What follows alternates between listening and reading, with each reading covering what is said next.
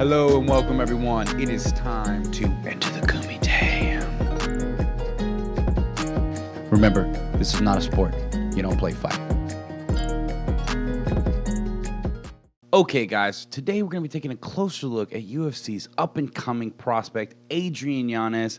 I've been keeping my eye on him for a minute now, but with his dominant performance over Tony Kelly, I figured that I'd bring him under the prospect spotlight before he reaches the top. Yanez was born in La Porte, Texas, and trains out of Houston, Texas. His father was a Golden Gloves winner and started training him when he was very young. He went on to train under Saul Solis, aka the godfather of Texas MMA, at Elite MMA. Both of these men encouraged him that he had it in him to go on and be the best.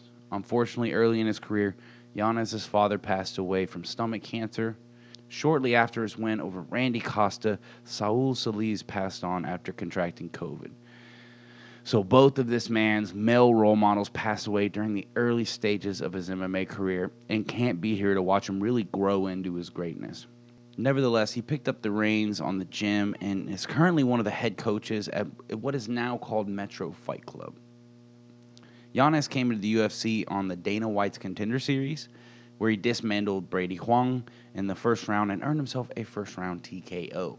Since then, he's gone on to beat the likes of Randy Costa, Davey Grant, and he's coming off a win over Tony Kelly. All of these guys are some pretty solid competition. That win over Davey Grant is particularly impressive in my opinion. So let's bring him under the spotlight and let's see what he's got. The thing that I feel makes Adrian Yanez an elite fighter is obviously his boxing. He's very precise with his hands and surgically finds his way around your guard. I would say that he's stronger in terms of the in the pocket boxing. He can snipe at range a bit, but the power in his hands really shows when he can torque his whole torso with the shot. He has crisp hooks that he can utilize with either hand. He also makes use of those shovel hooks to come underneath your guard. Another thing that I have to note is that he's one of those counter strikers out here that is willing to be the first one to open up, to get you to open up and find the counter shot along the way. It's not often that we see him waiting for an opening. He's willing to get in your face and look for those shots on your retreat while you try to fight off the back foot. One wrong move and he's catching you clean, right on the button. He also isn't the type of fighter who backpedals too much. He's always trying to be the one marching forward, and he faces the danger head on. Many times we see him getting these guys to slack off on their forward pressure and start fighting mostly off the back foot because they don't want to stay in the pocket with him. I would say that he's got power in his hands, but in all honesty, it's more than that. I think his precision is really what's getting him these finishes. Most people are so focused on his boxing that they sometimes forget that he has other weapons to use. Look out for his kicks, especially his high kicks. He can get them up there quick, and he does the right thing about tagging them in on the end of his combos. It's too often that we see fighters throw them naked and just try to slam them into your guard. Believe you me, this guy may have some more head kick KOs down the line. There are still unanswered questions about Yanez going forward that I'm excited to be unraveled. How strong is his takedown defense? How well does he work off of his back? Do keep in mind that he is a black belt under Saul Solis. Does he have the wrestling skills necessary to add that to his pressure and mix-ups on the highest levels? I guarantee you that some of these guys are looking at him and thinking that the best route to victory is to go for that takedown, make him work, and get the best of the scrambling situations. How is his kick defense? A lot of these strong boxers have a weakness to kicks, especially to the leg, and it hurts them more and more further down the line as people develop game plans to pick them apart. How well is his boxing going to hold up against longer fighters in the division?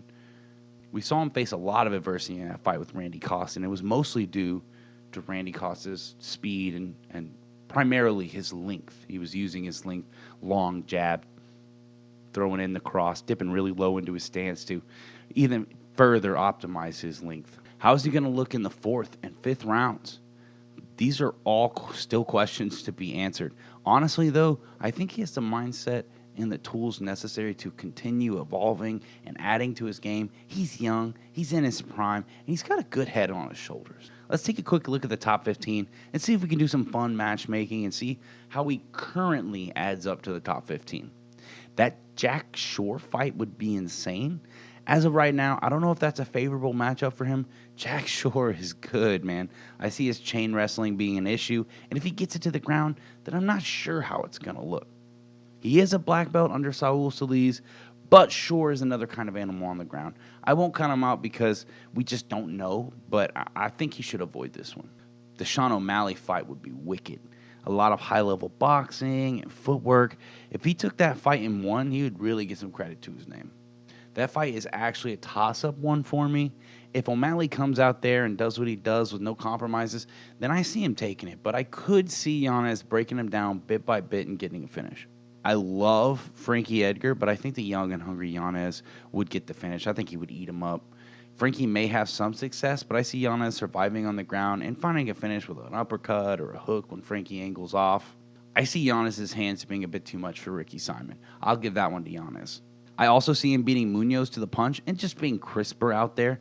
I won't put it past Munoz to get a finish on him somewhere in the fight, but I think Yanez got that one. I also see Yanez beating Song Yadong.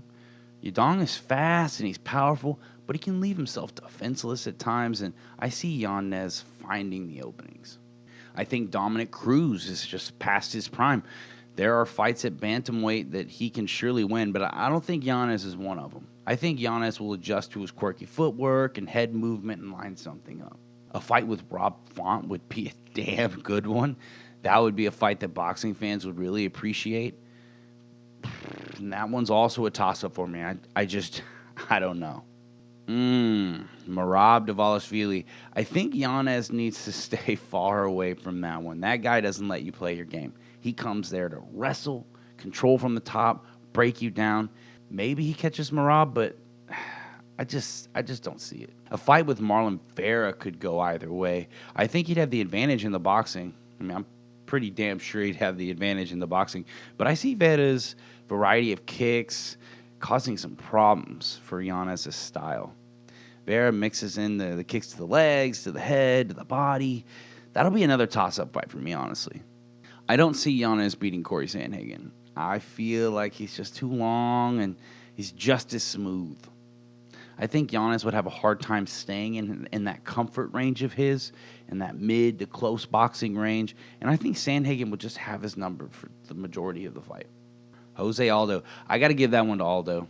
From his kicks to his work to the body. If it's a 3-rounder, then maybe I could see Yanez getting the decision, but I don't think he can stay neck to neck with Aldo over 5 rounds.